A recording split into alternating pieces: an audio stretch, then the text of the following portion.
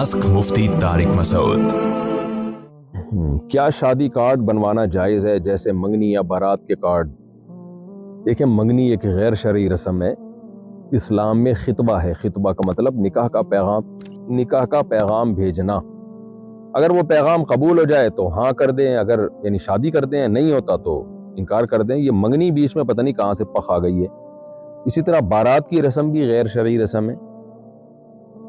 नबी सल्लल्लाहु अलैहि वसल्लम ने और इस्लाम ने जो हमें निकाह का तरीक़ा बताया है, उस तरीक़े में सीधा सीधा वलीमा है, और ना उसमें जहेज़ है, ना उसमें लड़की वालों पे कोई ख़र्चा है, ना मेहंदी है।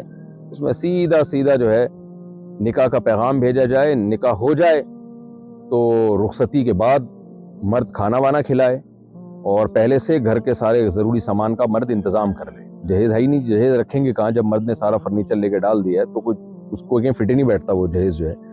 तो इसलिए ये गैर शरई रसूमात हैं, इनको तर्क कर देना चाहिए। बाकी शादी कार्ड बनवाना जायज़ है। अगर किसी को आप दावत में बुला रहे हैं तो फ़ोन करके भी बुला सकते हैं, इज़्ज़त एहतराम के साथ उसका नाम लिख के भी तमीज़ से बुला सकते हैं, तो उसमें कोई हर्ज नहीं है। अगर व्हाट्सएप पर लड़का लड़की खुद ही इजाब कबूल कर लें तो निकाह हो जाएगा? नहीं होगा भाई साहब। मुफ्ती साहब, आप 18-20 साल के लड़कों को शादी के लिए उकसाते हैं, फिर वो अपने वालिदैन को तंग करते हैं कि हमारी शादी कराओ। ना वालिदैन के पास इनको देने के लिए कमरा होता है, ना पैसे होते हैं। वालिदैन बेचारे क्या करें। ये 18-20 साल के लौंडे लपाड़े मेरा पूरा बयान नहीं सुनते, आधा सुनते हैं।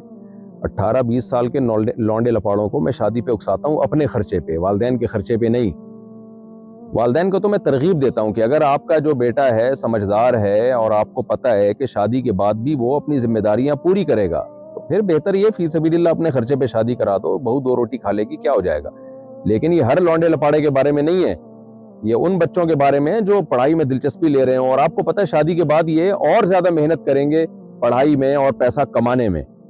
लेकिन अगर आपको खतरा है कि हमने अपने खर्चे पे इसकी शादी करा दी, तो फिर बच्चा और अपाहज बन जाएगा कि भाई चलो अब जो है शादी भी हो गई, अब तो और पढ़ाई करना क्या है। अब तो फिर वो बच्चा नालायक करेगा क्या।